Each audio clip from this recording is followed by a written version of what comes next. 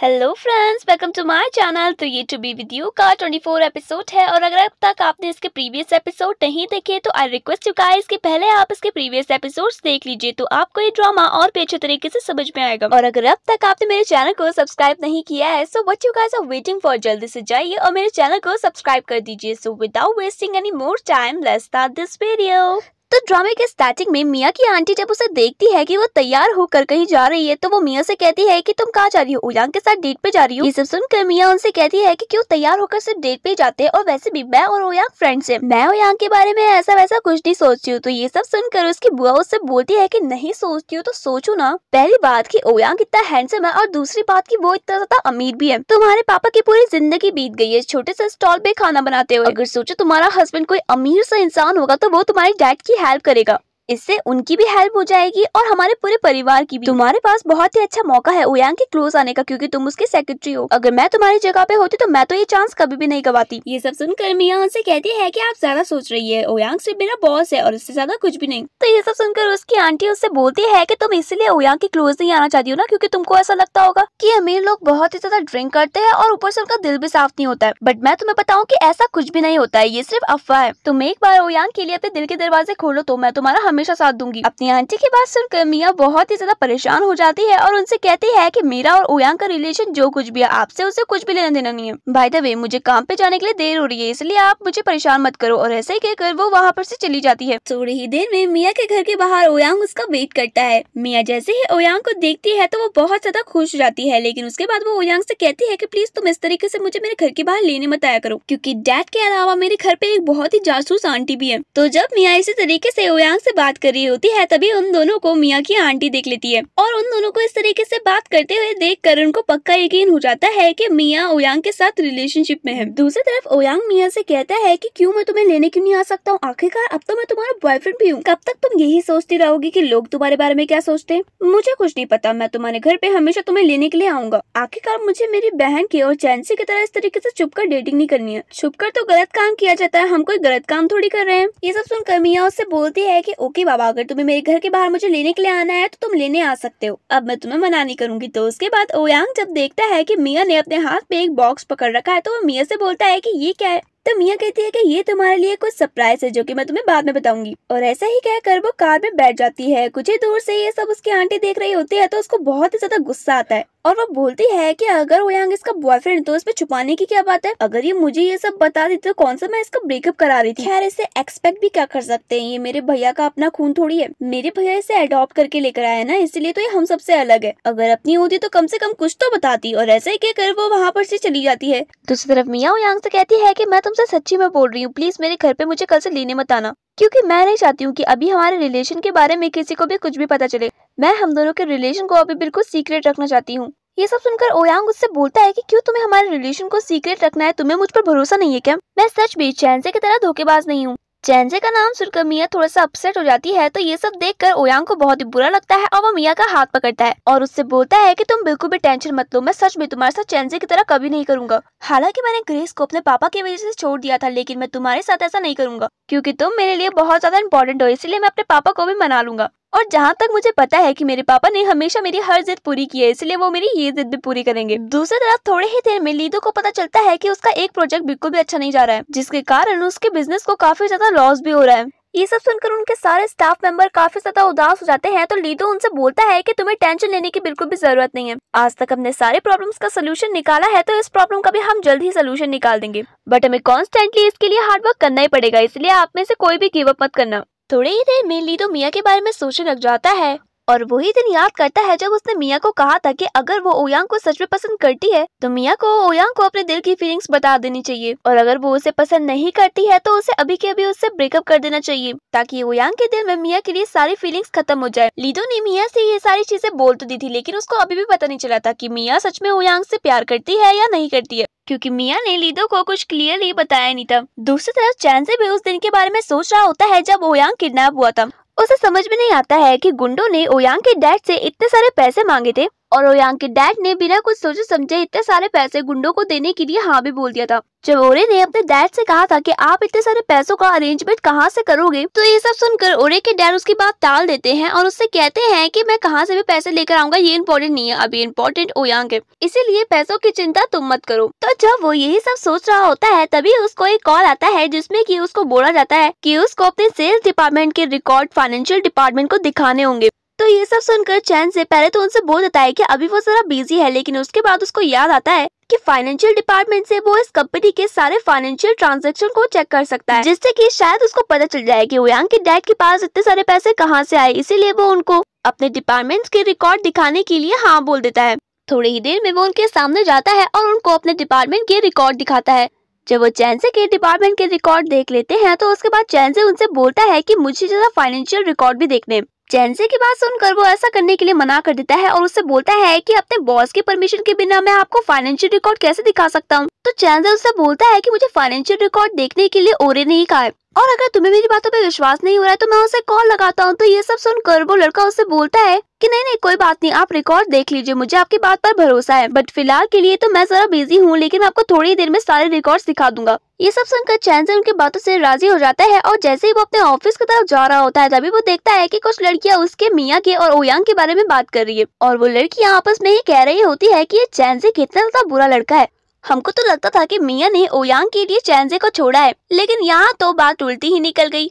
हम तो बिल्कुल गलत सोच रहे थे, मियाँ ने चैनजे को नहीं छोड़ा बल्कि चैनजे ने मियाँ को छोड़ा है, और वो भी ओरे के लिए। मुझे तो पता है चैनजे ये सब पैसों के लिए कर रहा होगा। पैसों के लिए एक इंसान इतना नीचे कैसे गिर सकता है। उन लड़कियों की ये सारी बात सुनने के बाद चैनजे को बहुत ज्यादा गुस्सा आता है और वो उन लड़कियों से कहता है कि तुम पर बिल्कुल भी तमीज नहीं है, अपने बॉस के बारे में तुम इस तरीके से बात करोगी। इससे पहले कि मैं तुम्हारी ये सारी बातें किसी को भी बताऊं और वो तुम्हें जॉब से निकाले, तुम दोनों अपना काम करने के लिए चली जाओ। उन लड़कियों की ये सारी बातें सुनने के बाद चैनजे का पूरा मूड खराब हो जाता है और उसके बाद वो जैसे ही अपने ऑफिस में पहुंचने वाला होता है तभी उसके सामने ओयांग आ जाता है और ओयांग उससे बोलता है कि काफी जल्दी में लग रहे हो। खैर तुम्हें इतनी भी जल्दी क्या ही होगी जो तुम अपने बॉस का ऑर्डर ना मानो। मुझे तुमसे कुछ जरूरी बात करनी है, इसलिए तुम मेरे साथ आओ। चाहे चैनजे ओयांग से कितनी भी नफरत क्यों ना करता हो, बट आखिरकार ओयांग उसका बॉस था और बॉस की बात चैन से कैसे टाल सकता है, इसीलिए वो ओयांग के साथ चला जाता है। थोड़ी ही देर में ओयांग चैन से कहता है कि मैं तुमको उन बंद कमरों से यहाँ पर खुली सी जगह पर लेकर आ गया हूँ, इसलिए तुम्हें मुझे थैंक यू बोलना चाहिए। तो चैन से उससे बोलता है कि आप बॉस है इसलिए आपके पास कोई भी काम नहीं है, बट हम तो एम्प्लॉय है और हमारे पास बहुत सारा काम है। आपकी इन फालतू बातों के लिए मैं अपना टाइम थोड़ी बर्बाद कर सकता हूँ, इसीलिए आपको जो भी बात करनी है वो सीधे सीधे मुझे बता दीजिए, फालतू में इस तरीके से बातों को घुमाइए मत। चैनसे की बात सुनने के बाद ओयांग उससे बोलता है कि ठीक है, अगर तुम चाहते हो कि मैं डायरेक्टली तुमसे बात करूं तो मैं तुमसे ये पूछना चाहता हूँ कि क्या तुम अभी भी मियाँ को पसंद करते हो या फिर तुम सच में मेरी बहन से प्यार करते हो।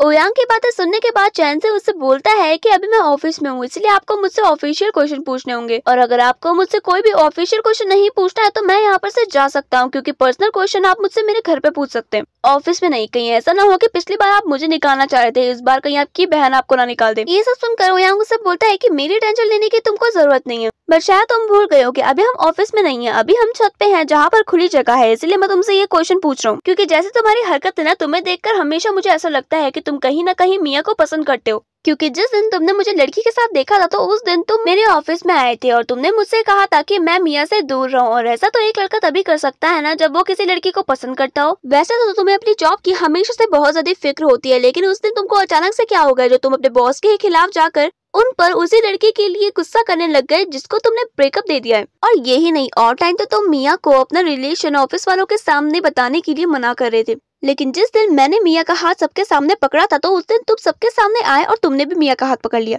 और बिहेव तुम उसके सामने ऐसा कर रहे थे जैसे कि तुम उसके बॉयफ्रेंड होंगे। और तो और जिस दिन मियाँ के ऊपर वो बैकग्राउंड प्लेट गिरने वाली थी तो मैं मियाँ को बचाने के लिए गया था, बट तुम भी उसे बचाने के लिए आए थे, अपनी जान की परवाह किए बिना। कहीं तुम सच में ही मियाँ को पसंद तो नहीं करते हो? मुझे तो लगता है कि ये सब तुम्हारा बहुत बड़ा प्लान है, तुम अभी भी मियाँ को पसंद करते हो और तुम मेरी बहन के साथ रिलेशन में इसलिए हो ताकि तुम उसके मनी और पावर का इस्तेमाल कर सको। ये सब सुनकर चैनजे उससे बोलता है कि बचपन से ही मैं एक अनाथ लड़का था, बट मियाँ ने मेरा हमेशा से साथ दिया, इसलिए मेरे दिल में उसके लिए थोड़ी सी इज्जत है। और वैसे भी वो और उसके पापा मुझे बचपन से ही बहुत अच्छे तरीके से ट्रीट करते हैं, यहाँ तक कि वो मुझे अपनी फैमिली का हिस्सा भी बोलते हैं, इसलिए मैंने मियाँ की हेल्प की, बाकी और कुछ भी नहीं। रही बात ओरे की, मैं उसे बहुत ज्यादा पसंद करता हूँ और अगर तुम ओरे से उसका सब कुछ भी छीन लोगे ना तभी भी मैं उसका साथ दूंगा। मैं तो मिया को पसंद नहीं करता हूँ, लेकिन तुम्हारी इन बातों को सुनकर मुझे ऐसा लग रहा है कि तुम मिया को जरूर पसंद करते हो। बाय द वे, अगर तुम मिया को सच में पसंद करते हो तो मैं तुम्हारी सेटिंग करने में मदद कर सकता हूँ, क्योंकि मिया बचपन से ही मेरे साथ बड़ी हुई है और मुझे पता है कि उसको क्या पसंद है और क्या पसंद नहीं है। इसलिए तुम चाहो तो मैं तुम्हारी हेल्प कर सकता हूँ। ये सब सुनकर ओयांग को बहुत ज्यादा गुस्सा आता है और वो चैनसे का कॉलर पकड़ देता है। उसके बाद उससे बोलता है कि तुम क्या सोचते हो कि मिया तुम्हारे हाथ की कोई कठपुतली है?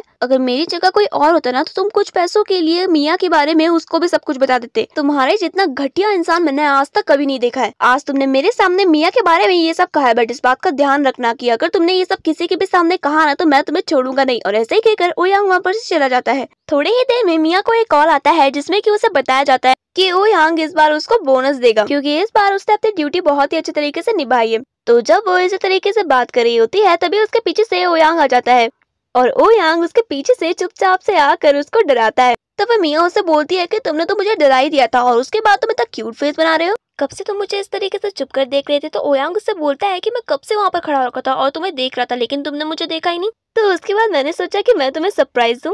बाय द वे, मैं तो तुम्हें हमेशा याद करता रहता हूँ, लेकिन तुम मुझे एक बार भी याद नहीं करती हो। तो मिया उससे बोलती है कि मैं तुम्हें याद नहीं करती हूँ, तुम्हें पता भी है मैं तुम्हें कब से ढूंढ रही थी, लेकिन तुम मुझे कहीं दिखे ही नहीं। बाय द वे, तुम गए कहाँ थे? तो ओयांग बोलता है कि मुझे कुछ जरूरी काम था, इसलिए मैं जरा बाहर गया था। तो उसके बाद जब वो दोनों इसी तरीके से बात कर रहे होते हैं तभी वहाँ पर वे आ जाती है और वे उनसे बोलती है कि ये तो काम करने के टाइम में ना तुम दोनों बातें क्यों कर रहे हो। तभी ओयांग की नजर वे के हाथ पर जो टिफिन होता है उस पर जाती है। उसके बाद ओयांग उससे बोलता है कि मैंने तुम्हें कहा ना कि मैं तुमको पसंद नहीं करता हूँ, इसलिए तुम मेरे लिए खाना मत लेकर आया करो। ये सब सुनकर वे उससे बोलती है कि एक्सक्यूज मी, मैं तुम्हारे लिए नहीं लेकर आई हूँ खाना, इस बार मैं मिया के लिए खाना लेकर आई हूँ। दूसरी तरफ चैनसे को थोड़ी ही देर में कंपनी की फाइनेंशियल रिकॉर्ड मिल जाते हैं जिनको वो चेक करने लग जाता है।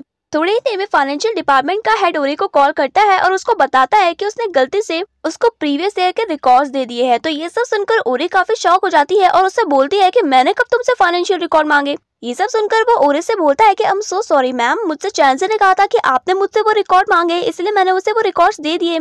चैनसे का नाम सुनकर वो बोलती है कि ओ मुझे याद आ गया है, पर तुम उसको ये बात मत बताना कि तुमने मुझे ये बात बता दी है। और ऐसे ही कहकर वो कॉल काट देती है। दूसरी तरफ वे मिया को लंच करने के लिए बोलती है। तभी दूसरी तरफ ओयांग को लीदो का कॉल आ जाता है। तो ओयांग लीदो से कहता है कि एक बात तो माननी पड़ेगी कि किस तरीके से बैंकॉक से आने के बाद वे बिल्कुल चेंज हो चुकी है। और दिन वो मेरे लिए लंच लेकर आया करती थी और आज वो मिया के लिए लंच लेकर आई है। बाय द वे, तुम अपनी बहन से अब अपने रेस्टोरेंट के बर्तन नहीं धुलवा रहे हो। ये सब सुनकर लीदो उससे बोलता है कि मैंने अपनी बहन को वो पनिशमेंट दी थी, अब मेरी बहन सुधर चुकी है तो मैं उससे बर्तन भी नहीं धुलवाऊंगा और उसकी अब सारी पनिशमेंट भी खत्म हो चुकी है। तो उसके बाद लीदो उससे बोलता है कि बाय द वे, मैंने तुम्हें कॉल इसलिए किया है क्योंकि मुझे तुम्हारी कुछ हेल्प चाहिए। तो ओयांग उससे बोलता है कि हाँ बोलो। उसके बाद लीदो उससे बोलता है कि ऐसा नहीं, मैं तुम्हें क्लब में बताऊंगा कि मुझे तुम्हारी क्या हेल्प चाहिए। तो ओयांग बोलता है कि ठीक है। थोड़ी देर में ओयांग भी उनके सामने आता है और लंच करने लग जाता है। तो वे उससे बोलते हैं कि ये लंच मैं तुम्हारे लिए नहीं लेकर आई हूँ, मिया को खाने दो। तो ओयांग उससे बोलता है कि इतना सारा खाना वो अकेले थोड़ी खा पाएगी, इसलिए मैं उसकी हेल्प कर रहा हूँ। थोड़ी ही देर में वे मिया से कहती है कि आज मैं तुम्हें डिनर भी खिलाना चाहती हूँ, आखिरकार तुमने मेरी जान जो बचाई है। तो ये सब सुनकर मिया उससे बोलती है कि तुम्हें ये सब फॉर्मेलिटीज करने की जरूरत नहीं है, तुम चेंज हो गई हो, मेरे लिए उतना काफी है। बाय द वे, आज रात को मैं सीयू से मिलने के लिए जाऊंगी और इसी के साथ मैं डिनर भी करूंगी, तो मुझे तुम्हारे साथ का प्लान कैंसिल करना पड़ेगा। तो ये सब सुनकर वे उससे बोलती है कि कोई बात नहीं, सीयू तुम्हारी बेस्ट फ्रेंड है, इसलिए अब से वो मेरी भी फ्रेंड है, इसलिए अब हम तीनों के तीनों साथ में डिनर करेंगे। ये सब सुनकर मिया उससे बोलती है कि हाँ ये भी बहुत अच्छा प्लान है। दूसरी तरफ मिया के डैड की बहन उनका फोन चेक कर रही होती है और उनसे बोलती है कि यहाँ पर तो आपने सारे थाईलैंड की जगहों के बारे में सर्च मार रखा है, आपको थाईलैंड जाना है क्या? तो मिया के डैड बोलते हैं कि हाँ मैं सोच तो यही रहा था, लेकिन मुझे समझ में नहीं आ रहा है कि मैं जाऊँ कब। ये सब सुनकर उनकी बहन बोलती है कि आप जब भी जाओ, बट पहले पासपोर्ट तो बनवा दो, आपका पासपोर्ट बन रखा है? तो मिया के डैड बोलते हैं कि नहीं, मेरा पासपोर्ट तो नहीं बन रखा है।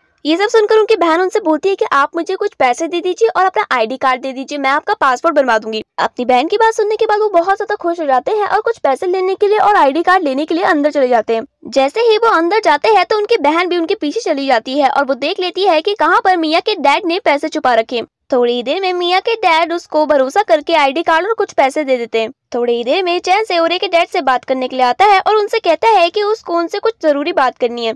दूसरी तरफ वे मिया और सीयू साथ में बैठकर डिनर कर रहे होते हैं। सीयू वे को देखकर बोलती है कि मैंने कभी भी नहीं सोचा था कि तुम इतना ज्यादा चेंज हो जाओगी, बट तुम्हें इस तरीके से देखकर मुझे बहुत ही अच्छा लग रहा है। ये सब सुनकर वे सीयू से कहती है कि मैं इतना ज्यादा चेंज हो गई हूँ, इसके पीछे सिर्फ मिया का हाथ है। अगर उसने मेरी लाइफ नहीं बचाई होती ना तो मैं अभी भी वही घमंडी वे होती। दूसरी तरफ रात के टाइम ओ यांग बॉक्सिंग क्लब में लीदो से मिलता है और उसे बोलता है कि तुम्हें मेरी क्या हेल्प चाहिए। तो उसके बाद लीदो ओ यांग से बिजनेस के सिलसिले से हेल्प मांगता है। ये सब सुनकर ओ यांग उससे बोलता है कि मैं तुम्हारी हेल्प तो पक्का करूंगा, लेकिन इससे पहले मैं एक बार अपने डैड से पूछ लेता हूँ। ये सब सुनकर लीदो उससे बोलता है कि ओके, जैसे तुम्हारी मर्जी। तो उसके बाद ओ यांग कहता है कि तुम्हें मुझसे बस इतनी बात करनी थी। फिर लीदो उससे कहता है कि हाँ, मुझे तुमसे बात तो इतनी करनी थी, लेकिन एक काम करते हैं कि आज हम दोनों एक बॉक्सिंग का मैच करते हैं। फिर ओ यांग उससे बोलता है कि तुम्हारे हाथ पे ऑलरेडी चोट लग रखी है, तुम बॉक्सिंग का मैच कैसे कर सकते हो, तुम आराम कर लो। वैसे भी तुम्हें आज अचानक से बॉक्सिंग का मैच करने की कैसे याद आ गई। तो लीदो कहता है कि मैं बिल्कुल ठीक हूँ, चलो एक बार हम मैच कर ही लेते हैं। दूसरी तरफ जब सीओ मिया और वे साथ में बैठकर डिनर कर रहे होते हैं तो वे मिया से कहती है कि अब तो तुम ओ यांग के साथ रिलेशनशिप में आ गई हो, तो तुम कब सबके सामने बताने वाली हो कि तुम उसके साथ रिलेशन में हो। वे की ये सारी बातें सुनने के बाद सीयू को बहुत ही ज्यादा बुरा लगता है। ये सब सुनकर मिया वे से कहती है कि फिलहाल तो मैं किसी को भी इसके बारे में कुछ भी नहीं बताना चाहती हूँ और उसको एक सीक्रेट ही रखना चाहती हूँ। ये सब सुनकर सीयू वे से कहती है कि तुम बचपन से ही ओ यांग के साथ बड़ी हुई हो, तो तुम हमें बता सकते हो कि ओ यांग की आज तक कितनी सारी गर्लफ्रेंड रही है। तो वे सीयू से कहती है कि मिया के सामने ये सब बताना ठीक रहेगा, कहीं उसको बुरा न लगे। सीयू को ऐसा लगता है कि जब वे मिया को ओ यांग की गर्लफ्रेंड्स के बारे में बताएगी तो मिया को बहुत ज्यादा बुरा लगेगा और वो ओ यांग को छोड़ देगी, बट होता बिल्कुल उसका अलग ही है। सीयू का क्वेश्चन सुनने के बाद वे उससे कहती है कि दरअसल आज तक ओ यांग की सिर्फ एक ही गर्लफ्रेंड रही है और उसका नाम ग्रेस है। उसके अलावा आज तक ओ यांग की कभी भी कोई गर्लफ्रेंड नहीं बनी है। तो सीयू कहती है कि मैंने तो न्यूज़पेपर में पढ़ा था, उसमें तो लिख रखा था कि ओ यांग की बहुत सारी गर्लफ्रेंड्स है, तुम हमें सच सच बताओ। तो वे कहती है कि तुमने जो कुछ भी ओ यांग के बारे में सुना या फिर पढ़ा वो सब कुछ झूठ है, क्योंकि ये सारी अफवाहें मैंने ही फैलाई थी। एक्चुअली मैं नहीं चाहती थी कि मेरे अलावा ओ यांग को कोई भी देखे, इसलिए मैंने उसके बारे में ये सारी अफवाह फैलाई। ये सब सुनकर सीयू उससे बोलती है कि तुम कितनी ज्यादा बुरी हो, तुम्हें पता नहीं है कि इस सब की वजह से ओ यांग की रेपुटेशन को कितना ज्यादा फर्क पड़ता, सभी उसके बारे में कितना ज्यादा बुरा सोचते। तो वे कहती है कि हाँ, तुमने बिल्कुल सही कहा, बट उस टाइम पे मुझे कुछ भी नहीं सूझा और मैंने ओ यांग के बारे में ये सब फैला दिया ताकि वो मुझसे दूर न हो। दूसरी तरफ ओ यांग और ली दो अपना बॉक्सिंग का मैच कर ही रहे होते हैं तो पहली बार ओ यांग जीत जाता है। उसके बाद ओ यांग लीदो से कहता है कि मुझे तुम्हें एक बहुत ही जरूरी बात बतानी है, तुमको पता है मैं और मिया रिलेशन में आ गए। ये सब सुनकर लीदो बिल्कुल उदास हो जाता है। तो उसके बाद ओ यांग लीदो से कहता है कि तुम्हें खुशी नहीं हुई क्या, तुम मुझे कांग्रेचुलेशंस नहीं कहोगे। ये सब सुनकर लीदो उससे बोलता है कि कब आए तुम दोनों रिलेशनशिप में। तो ओ यांग उससे बोलता है कि बैंकॉक से आने के बाद, और उसके बाद वो लीदो से कहता है कि आज के लिए इतना बहुत हो गया, एक काम करेंगे अब हम कल खेलेंगे। तो ये सब सुनकर लीदो उस पर चिल्लाता है और उससे कहता है कि नहीं, मैं आज ही खेलूंगा। और इसी तरीके से वो मिया के साथ बिताए गए अपने बचपन के दिनों को याद करने लग जाता है। जब लीदो के हाथ पे चोट लगी थी और मिया उसके हाथ पे दवाई लगा रही थी, तब से ही लीदो के दिल में मिया के लिए और भी ज्यादा प्यार बढ़ने लग गया था। लेकिन अपने प्यार का इजहार उसने कभी भी मिया के सामने नहीं किया, क्योंकि उसको पता था कि मिया का बॉयफ्रेंड तो चैनजे है और वो चैनजे से बहुत ज्यादा प्यार भी करती है। और जब वो सुनता है कि ओ यांग मिया के साथ रिलेशन में आ गया है तो ये सब सुनकर उसको बहुत ज्यादा गुस्सा आता है और उसके बाद वो ये सारा गुस्सा ओ यांग के साथ लड़ाई में निकालता है। बट लास्ट में जीत ओ यांग की ही हो जाती है। ओ यांग लीदो का ये बिहेवियर देखकर काफी ज्यादा शॉक हो जाता है, क्योंकि आज तक लीदो ने ओ यांग के सामने कभी भी इतना वियर्ड बिहेव नहीं किया था। दूसरी तरफ सीयू वे से कहते हैं कि तुम्हारा भाई कितना ज्यादा जेंटलमैन है, बट तुम्हारे भाई की आज तक कोई गर्लफ्रेंड नहीं बनी। ये सब सुनकर वे उनसे कहती है कि तुमने बिल्कुल सही कहा, मुझे ऐसा लगता है कि पूरे वर्ल्ड में मेरा भाई एकदम परफेक्ट है। वो पूरी फैमिली का भी ख्याल रखते हैं और बिजनेस का भी ख्याल रखते हैं, लेकिन मुझे समझ में नहीं आ रहा कि उनकी आज तक गर्लफ्रेंड क्यों नहीं बनी है। मैं चाहती हूँ कि मेरे भाई को भी उन्हीं की तरह एकदम परफेक्ट लड़की मिल जाए। ये सब सुनकर सीयू वे से कहती है कि परफेक्ट लड़की वो तो मिया है, आई थिंक मिया और तुम्हारे भाई की जोड़ी एकदम अच्छी लगेगी। ये सब सुनकर मिया उनसे कहती है कि अरे नहीं, तुम्हें पता है ना कि मैं ओ यांग के साथ रिलेशनशिप में हूँ। तो उसके बाद वे मिया से कहती है कि वैसे सीयू का आइडिया बहुत ही अच्छा है, तुम भी मेरे भाई की दुल्हन बन जाओ। तुमको तो पता ही है कि मेरे भाई कितने ज्यादा अच्छे हैं, आखिरकार तुम भी उनको बचपन से जानती हो, और वैसे भी तुम्हारा स्टॉल और मेरा रेस्टोरेंट आमने सामने ही है, तो तुम हमारे रेस्टोरेंट से अपना स्टॉल भी देख सकती हो और अपने पापा का ख्याल भी रख सकती हो। ये सब सुनकर सीयू वैसे कहती है कि हाँ वे तुम बिल्कुल सही कह रही हो, इन दोनों की जोड़ी बिल्कुल कमाल लगेगी। तो ये सब सुनकर मिया उनसे बोलती है कि मुझे किसी के भी साथ अपनी जोड़ी कमाल नहीं लगवानी है, मैं ओ यांग से प्यार करती हूँ और मैं उसी के साथ रहना चाहती हूँ। तुमने मेरे सामने तो ये सब कह दिया, लेकिन ओ यांग के सामने कभी ये मत कहना, उसको बहुत ही ज्यादा जेलसी फील होगी। ये सब सुनकर सीयू को बहुत ही ज्यादा बुरा लगता है। सीयू की ये सारी हरकतें देखकर वे को पता चल जाता है कि सीयू कहीं न कहीं ओ यांग को पसंद करती है। थोड़ी देर में जब वो तीनों अपने घर जा रहे होते हैं तो वे मिया को रोकती है और उससे कहती है कि मुझे तुमसे कुछ जरूरी बात करनी है, तो तुम थोड़ी देर के लिए यहाँ पे रुक जाओगी। तो मिया कहती है कि हाँ क्यों नहीं। उसके बाद वे मिया से कहती है कि मुझे तुम्हें एक बात बतानी है, पता नहीं क्यों आज मुझे सीयू की बातों से ऐसा लगा कि वो ओ यांग को पसंद करती है। तो ये सब सुनकर मिया उससे बोलती है कि ऐसा बिल्कुल भी नहीं हो सकता है, सीयू मेरी बेस्ट फ्रेंड है और ओ यांग मेरा बॉयफ्रेंड है, तो वो मेरे बॉयफ्रेंड को पसंद कैसे कर सकती है। ये सब सुनकर वे उससे बोलती है कि ऐसा पॉसिबल हो सकता है, तुमने उसकी बातें नहीं सुनी, वो किस तरीके से बार बार ओयांग की बुराई कर रही थी और टाइम तो वो हमेशा ओयांग की बड़ाई करती रहती है। वे की ये सारी बातें सुनने के बाद वे मिया उसकी बात मानने के लिए मना कर देती है और उससे कहती है कि तुम्हें पक्का कोई गलतफहमी हुई है, सीयू मेरे साथ कभी भी ऐसा नहीं कर सकती है। भले ही मिया वे के सामने ये सब कह देती है कि उसको सीयू पर भरोसा है कि वो उसके साथ ऐसा कभी भी नहीं कर सकती है, बट अंदर ही अंदर उसको भी ऐसा लगता है कि सीयू भी ओयांग को पसंद करती है। थोड़ी ही देर में मिया सीयू के साथ अपने घर जाती है तो मिया सीयू से कहती है कि तुमने वो नेकलेस नहीं पहना जो हमको ओयांग ने गिफ्ट किया था। तो सीयू कहती है कि ओयांग अब तुम्हारा बॉयफ्रेंड है और उसने वैसा ही नेकलेस तुम्हें भी दे रखा है, तो मुझे वो नेकलेस पहनने में बिल्कुल भी अच्छा नहीं लगा। तो मिया उससे बोलती है कि मैं मानती हूँ वो मेरा बॉयफ्रेंड है, बट वो तो हमारा सिस्टर नेकलेस था ना, तो तुम उसे पहन लेती। तो ये सब सुनकर सीयू उससे बोलती है कि तुम फिक्र मत करो, मैं उसे कल पहन दूंगी। दूसरी तरफ मिया अपने घर पे आकर भी वे की ही बातों के बारे में सोच रही होती है। तभी उसको ओयांग का कॉल आ जाता है और ओयांग उसको अर्जेंटली उसके घर के बाहर मिलने के लिए बुलाता है। ओयांग की बात मानकर मिया अपने घर के बाहर ओयांग से मिलने के लिए चली जाती है। जैसे ही वो ओयांग के सामने आती है तो वो देखती है कि ओयांग की आंखों में कुछ आंसू है। तो उसके बाद मिया ओयांग से कहती है कि क्या हुआ, तुम किसी परेशानी में हो क्या? ये सब सुनकर ओयांग उससे बोलता है कि मैं किसी परेशानी में नहीं हूँ, लेकिन मैं तुमसे एक सवाल पूछना चाहता हूँ। अगर तुम्हें मुझसे भी ज्यादा मेच्योर, इंटेलिजेंट और स्मार्ट लड़का मिल गया तो तुम मुझे छोड़ दोगी और उसके साथ रिलेशन में चली जाओगी? ये सब सुनकर मिया उससे बोलती है कि आज अचानक से इस टाइम पे तुम इतने इमोशनल क्यों हो गए और इतना अजीब सवाल क्यों पूछ रहे हो, सब कुछ ठीक है ना? तो ओयांग कहता है कि हाँ सब कुछ ठीक है, बस तुम मेरे क्वेश्चन का आंसर दो। तो ये सब सुनकर मिया उससे कहती है कि मैं तुम्हारे सवाल का जवाब दूंगी, बट तुम्हें भी मेरे एक सवाल का जवाब देना पड़ेगा। अगर तुम्हें मुझसे भी ज्यादा अमीर लड़की मिल गई हो और वो हर काम में अच्छी हो, दिखने में सुंदर भी हो और ऊपर से उसने तुम्हारे लिए अपना सब कुछ छोड़ भी दिया हो, तो क्या तुम मुझे छोड़कर उसको अपना लोगे? तो ये सब सुनकर ओयांग उससे बोलता है कि तुम ये क्या बोल रही हो, मैं तुम्हें कभी भी नहीं छोड़ूंगा और किसी अमीर लड़की के लिए तो बिल्कुल भी नहीं, क्योंकि मैंने तुम्हारे पैसों से नहीं बल्कि तुमसे प्यार किया है। ये सब सुनकर मिया उससे बोलती है कि जैसे तुम मुझे नहीं छोड़ सकते हो ना, वैसे मैं भी तुम्हें नहीं छोड़ सकती हूँ, क्योंकि अब मैं ही तुम्हारी लाइफ के सबसे इम्पोर्टेंट पर्सन नहीं बल्कि मेरी लाइफ के भी सबसे इम्पोर्टेंट पर्सन तुम ही हो। और चाहे मुझे तुमसे 100 टाइम कोई अच्छा लड़का मिल जाए, लेकिन मैं तुम्हें कभी भी नहीं छोड़ूंगी। ये सब सुनकर ओयांग बहुत ज्यादा खुश हो जाता है और मिया को गले लगा देता है। और उसके बाद मिया ओयांग से कहती है कि आज के बाद तुम कभी भी मुझसे फालतू क्वेश्चन मत पूछना। वैसे तुम मुझसे आज ये सब क्वेश्चन क्यों पूछ रहे थे? तो ये सब सुनकर ओयांग उससे बोलता है कि कुछ नहीं, मुझे बहुत बड़ी गलतफहमी हो गई थी, बट वो सारी गलतफहमी अब दूर हो चुकी है और मैं सच में बहुत ही ज्यादा लकी हूँ जो मेरी गर्लफ्रेंड तुम हो। तो चलिए फ्रेंड्स, आज के लिए बस इतना ही, बाकी का ड्रामा मैं आपको नेक्स्ट एपिसोड में सुनाऊंगी। तब तक के लिए बाय।